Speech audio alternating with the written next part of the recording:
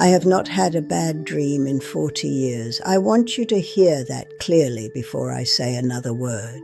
Not a rough night here and there, not a period of difficulty followed by peace. 40 years, not one nightmare. Not one dream that left me waking in cold sweat with my heart hammering and a feeling I could not shake for the rest of the day.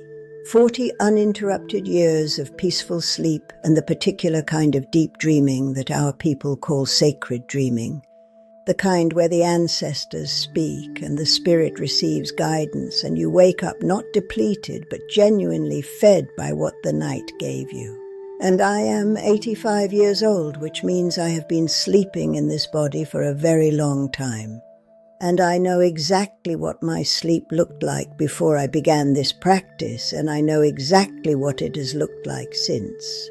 There is no comparison, and it did not cost me a therapy session or a prescription or a meditation app or anything else that this world tries to sell you when you cannot sleep in peace. It cost me $2, a specific sacred plant, burned beside my bed every night since 1958, given to me by my grandmother who received it from hers, going back through Cherokee women who understood something about the sleeping mind and the dreaming spirit that most of the modern world has completely forgotten. Tonight, I am giving it to you, all of it, no piece left out.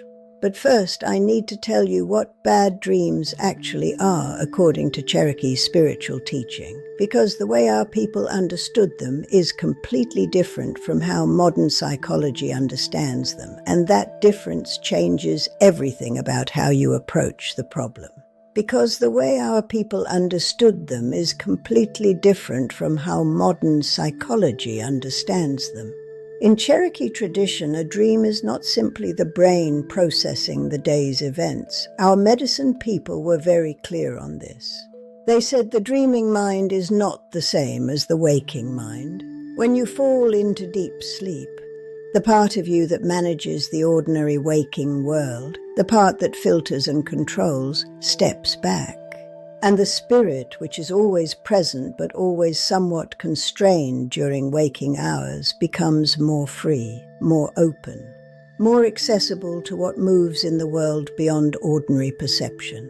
In that state of openness, the spirit can receive genuine guidance and genuine communication from sources that cannot reach you when you are defended and busy and fully occupying your rational mind.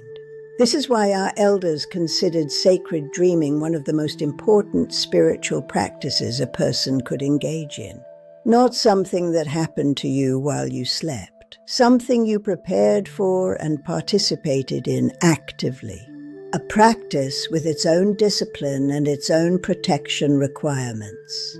And what we call bad dreams, nightmares disturbing sleep, dreams that feel like attacks rather than rest, our medicine people understood as one of three things. The first is unprocessed experience trying to force its way through the sleeping mind because it was never properly honored or released during the waking hours. The second is the spirit encountering energies during sleep that it has no protection against because the sleeping space was not prepared.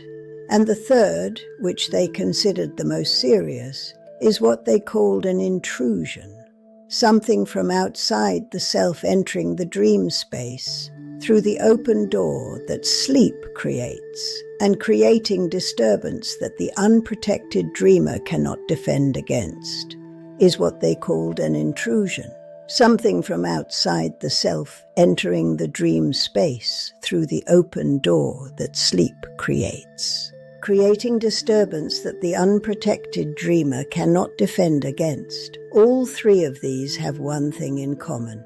All three of these have one thing in common. They happen in a space that has not been prepared. And what the plant I am about to give you does, what it has been doing beside my bed every night since 1958, is prepare the space. Create the conditions in which sacred dreaming can happen and in which intrusion and disturbance cannot. The plant is mugwort. In Cherokee, we have our own name for it and our own relationship with it that goes back further than anyone can trace. Mugwort grows wild across this land. It has always grown here.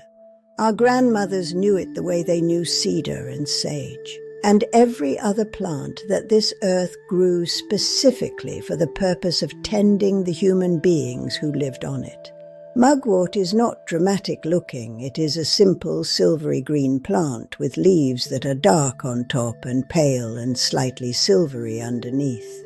It grows in fields and along roadsides and at the edges of forests, and it smells when you crush the leaves like something ancient. You can find it dried and bundled at any herb shop, any health food store, any farmer's market that carries dried herbs. $2. Sometimes less, sometimes free, if you know where to walk and what you are looking at when you find it. Now let me tell you what mugwort is in Cherokee spiritual understanding, because it is not simply a plant we happen to choose. Mugwort has been used by our people specifically in relation to the dream space for as long as the knowledge goes back. Our medicine women called it the dream guardian. Not a poetic name, a functional description of what the plant actually does when it is present in the sleeping space. Our elders taught that mugwort generates a field. Every living plant generates a field, but mugwort's field has a particular quality, specific to the sleeping and dreaming state, a field that strengthens the boundary of the dreaming mind.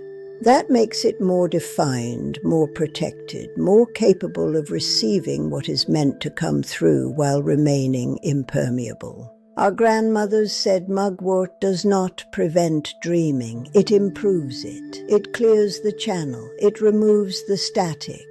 And what is left is the signal, the sacred dreaming that our people always understood as a way the spirit receives what it needs. Now I want to tell you something personal before I give you the exact method. When I was young, before my grandmother gave me this practice, I was what our people would call a troubled dreamer. Every night was an experience, not always bad, but never truly peaceful. My sleep was busy and loud, and I woke up from it the way you wake up from a long, crowded bus ride, feeling depleted. I dreamed of people I did not know doing things I did not understand. I woke up in the night repeatedly. I had periods of what our people call heavy dreaming, where the images were dark and the feelings inside them were fear and dread and the particular helplessness of being lost somewhere you cannot find your way out of. And my grandmother watched this in me for a year before she sat me down and said, "Child, your sleeping space is open. You have been sleeping in an open room your whole life and you do not even know it." And then she gave me the mugwort. And she gave me the exact method for using it. And within 1 week of sleeping with mugwort burning beside my bed, the busy, crowded, troubled quality of my nights changed so completely and so immediately that I went to her and I said, "Grandmother, why did you wait a year to give me this?" And she said, "Because you were not ready to believe it would work until you were desperate enough to try it without doubting it." And she was right. Here is the exact method, exactly as she gave it to me. Step 1 is the preparation of the sleeping space before you light anything. You do this every night before sleep, not only occasionally, every night. My grandmother was not negotiable about this. She said the dream space is either tended or it is not. There is no middle. You open the window of your sleeping room for 5 minutes before bed, even in winter, and you let the old air out and the new air in. Our elders called this the breath exchange, and they said a room that is never aired becomes a room that holds everything that happened in it and never releases anything. 5 minutes of open window, every night before the mugwort. That is step 1. Step 2 is the lighting of the mugwort. You take a small bundle, and small is correct. A thumb-sized bundle is sufficient. And you light the tip the same way you would light a stick of incense or a sage bundle, letting it catch, and then blowing out the flame, so what remains is the glowing ember and the smoke. You set it in a heat-safe dish, a ceramic bowl, a shell, a clay dish, any container that will hold it safely, and you place it on the surface nearest to where your head will be while you sleep. Not across the room, near your head. My grandmother was specific about this. She said the mugwort's field works from proximity. It needs to be near the dreaming mind, not simply present in the room, near your head, on your nightstand or on a surface at the same level as where your pillow is. Step 3 is the intention breath. Before you lie down, while the mugwort is just beginning to smoke, you stand beside your bed, and you take 3 slow, full breaths of the smoke, not directly into the bundle, just breathing naturally in the space where the smoke is. In through the nose, slow and full, holding briefly, out through the mouth completely, 3 breaths. And while you breathe, you say, I am preparing this space for sacred sleep. What belongs here is welcome. What does not belong here cannot enter. My dreams are protected. My spirit is guarded through the night. 3 breaths, those words or words that feel true in your own mouth. The intention and the mugwort together are the complete medicine. Neither alone is as powerful as both together. My grandmother said the plant provides the field, and your intention directs it. With your intention, the field knows exactly what it is there to do.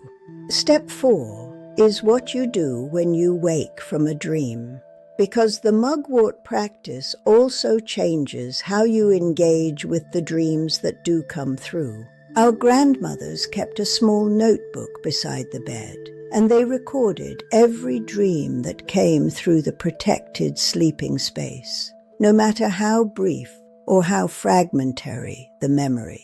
They said that the dreams that come through a mugwort-protected space are not random. They are selected by the field itself.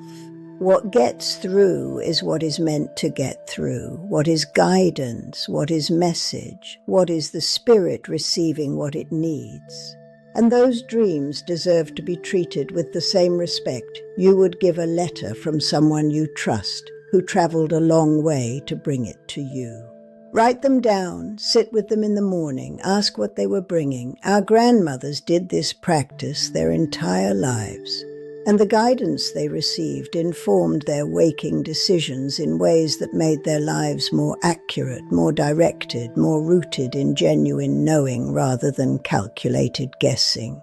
That is what your dreams were always meant to be, not disturbance, medicine. Now I want to tell you what to expect in the first week, because the shift is real, but it is not always immediately dramatic. And I want you to know what you are looking for, so you do not stop too soon.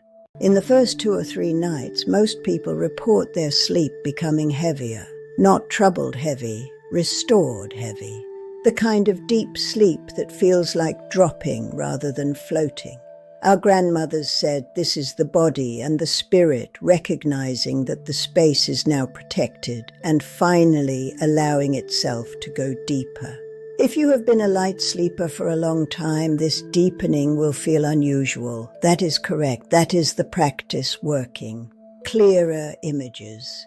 A stronger sense of narrative and of being genuinely somewhere rather than being thrown through unconnected events. Our elders said this is the mugwort field establishing itself. 3 nights is when it finds its full strength and maintains itself. By the end of the first week, most people say they are waking up feeling like they received something rather than survived something. By the end of the first week, most people say they are waking up from sleep feeling like they received something rather than survived something. They cannot always name what they received, but it is there, a sense of having been somewhere real and having come back with something. Our grandmothers called it the morning gift. the thing the protected dream space gives you that no other kind of sleep provides. I have been receiving the morning gift every single day since 1958. 66 years of mornings where I know I was somewhere real in the night, and I know I came back with something. And I know I came back with something. Sometimes it is clarity about a decision I was uncertain about. Sometimes it is the presence of someone I loved who is gone and who found their way through the protected channel to simply be near me for a time. Sometimes it is an image or a phrase or a direction that takes me days to fully understand but never turns out to mean nothing. Never once in 66 years has the dream space given me nothing worth receiving.